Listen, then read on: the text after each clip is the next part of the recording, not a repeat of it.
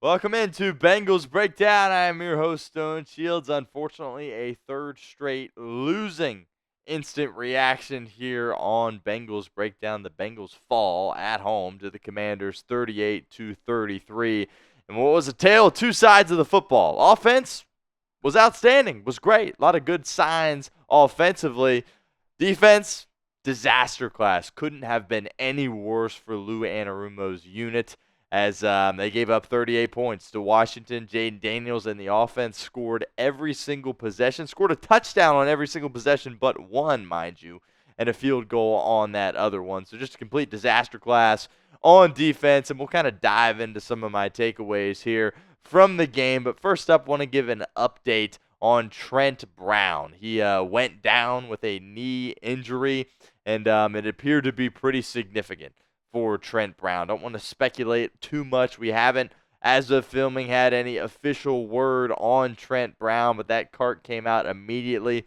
You look at some of the slow motion clips, something in that knee appears to pop and just not be in the right spot. Again, the trainers came out immediately, the cart was out immediately, and he was also ruled out of the game immediately. So Trent Brown's a guy that was really solid the first 2 weeks for Cincinnati. I thought did a really nice job for the Bengals, and you don't want to speculate too much, but it seems like he suffered a pretty serious injury. But rookie Amarius Mims, I thought, did a really nice job filling in for him.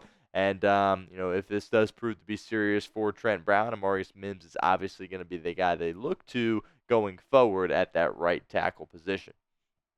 Make sure you guys are subscribed to our channel here at Bengals Breakdown. Look, we've had a ton of fun throughout our 3 watch parties here at Bengals Breakdown. Met a lot of new people, have had a lot of great interactions. Unfortunately, it just hasn't led to a victory yet for Cincinnati. But we'll be live again next week when the Bengals take on the Panthers in what is 100% a must-win game. So hit that sub button so you don't miss out. That's youtube.com/BengalsTV.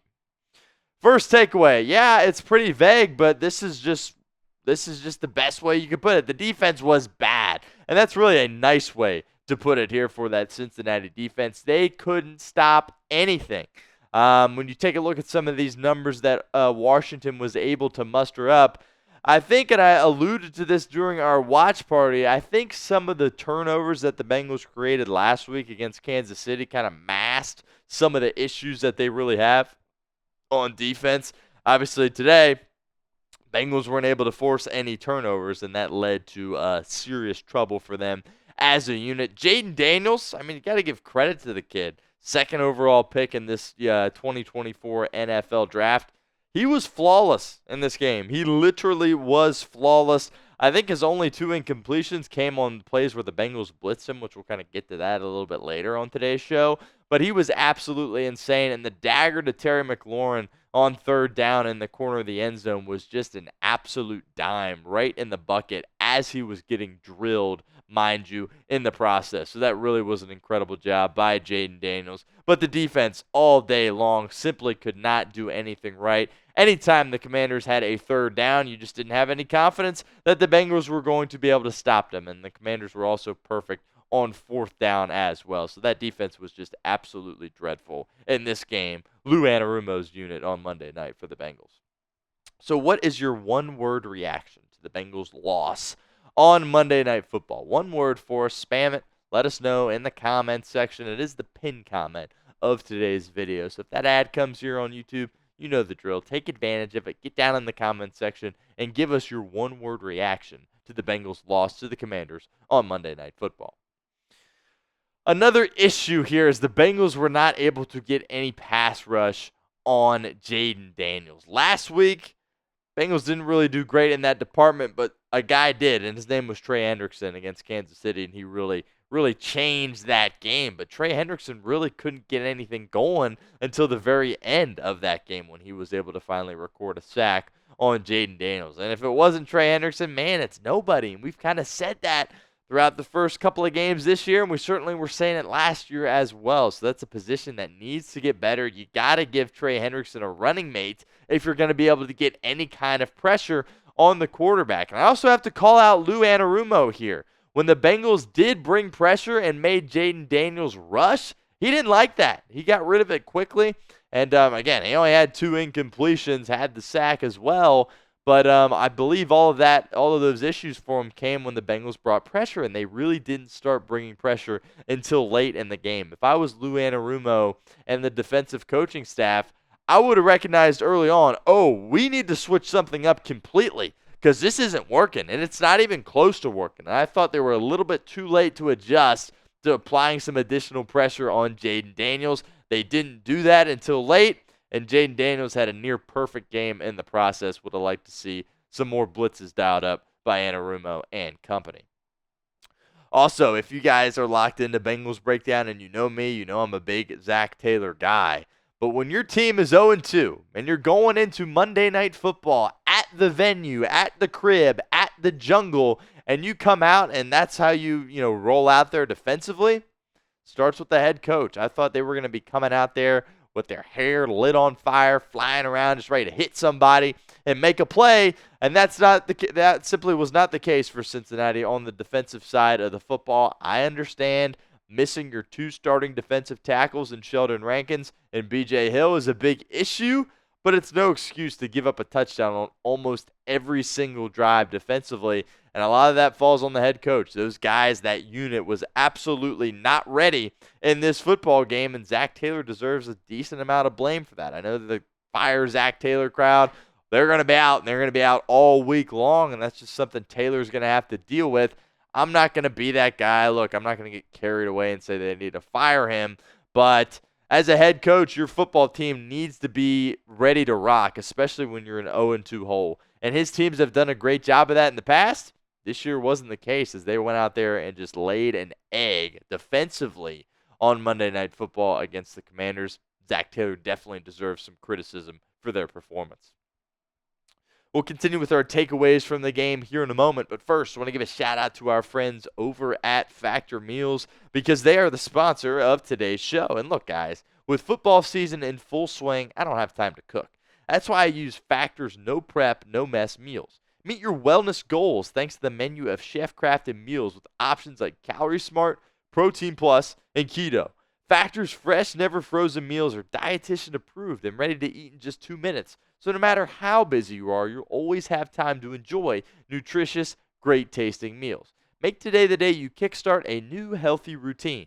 What are you waiting for? Crush your wellness goals this month with dietitian-approved meals and ingredients that you can trust. Head to factormeals.com/BengalsChat50 and use code BengalsChat50 to get 50% off your first box plus 20% off your next month. That's code BengalsChat50 at factormeals.com/BengalsChat50 to get 50% off your first box plus 20% off your next month while your subscription is active. All right, we got to also be a little glass half full here as well here at Bengals Breakdown. Look, Joe Burrow was absolutely excellent in this game. Offensively, there's a lot of good things to take away. Joe Burrow was comfortable. He was rolling out of the pocket. He was making accurate throws. He was making good decisions. He was making good checks at the line of scrimmage. He lit up the stat sheet, as you could tell, throwing for over 300 yards, 3 scores. I thought he was in complete command. Wow, that was hard for me to get out. Complete command of the Cincinnati offense in this game. And, he certainly did everything in his power to enable the Bengals to win this game. Ultimately, it didn't end up happening. The Bengals did have a couple of trips to the red zone that resulted in field goals, so I'm sure Joe Burrow is going to, kick himself a little bit for that because, when you're in a shootout like this, you can't afford to be kicking field goals in the red zone, especially when the opposition is not doing so. And but that's really the only knock on Joe Burrow and the Bengals offensively. Ja'Marr Chase had a big coming out party. We haven't heard a ton from him these first couple of weeks. I think he's been solid. But I think with T. Higgins being back, it really opened up a lot of things for Ja'Marr Chase in the passing game. Had 2 scores, really set the tone early with that opening touchdown drive. And I was kind of sitting here thinking, oh, this is the Bengals coming out party as a football team. They're really going to put a beat down on these Washington Commanders. And, we all know that didn't end up happening. But Joe Burrow, Ja'Marr Chase, lots of positives offensively. which gives you hope that this team could potentially figure it out if they make some adjustments on defense. Maybe even this organization might have to make a trade. I know they don't like that. I know they wouldn't even think about doing that, but they might need to do that. All right, because this offense is just way too talented for this football team to absolutely go out there and stink up the joint every single week. There's too much talent on offense for that to be the case. So grade the Bengals against the Commanders for us in the comments section. A, B, C, D, or F. Let us know what you think. This is kind of tough to do because the defense clearly was an F, but I would put the offense clearly at an A. So you're kind of sitting there like, do we grade this a C? But a C almost feels like it's too nice. So interested to know what you guys have to think about that. Grade the Bengals' performance against Washington for us in the comments of today's video. Lastly, T. Higgins is back. I don't mean necessarily that, he's back, but like just the fact that he was out there playing for the Bengals in this game and really made some good plays for them. Even down the stretch, that one-handed catch that he made, it was obviously out of bounds, but that's just something T. Higgins does, right? Those are the things that you're used to seeing. And like I kind of alluded to earlier in the show, I think Jamar Chase's big game, a lot of that comes with T. Higgins being out there on the football field with him, which really creates a lot of issues for defenses. So he had a couple of big catches, 39 yards, so not crazy, but it was just really good to see him back out there on the football field. There was a couple, that one in route that he ran for a first down, it kind of didn't look like he was cutting like we're used to seeing. So I'm interested to know if he just hasn't really established that trust with his hamstring yet, or if perhaps, it still might be bothering him a little bit. But it was great to have T. Higgins back out there. And again, this Cincinnati offense is lethal, but the defense can't give up essentially 40 points if they want to be competitive on a week-in, week-out basis. So let me know. Once again, another opportunity for you guys to get interactive with our show here at Bengals Breakdown. Who's to blame the most for the Bengals' loss?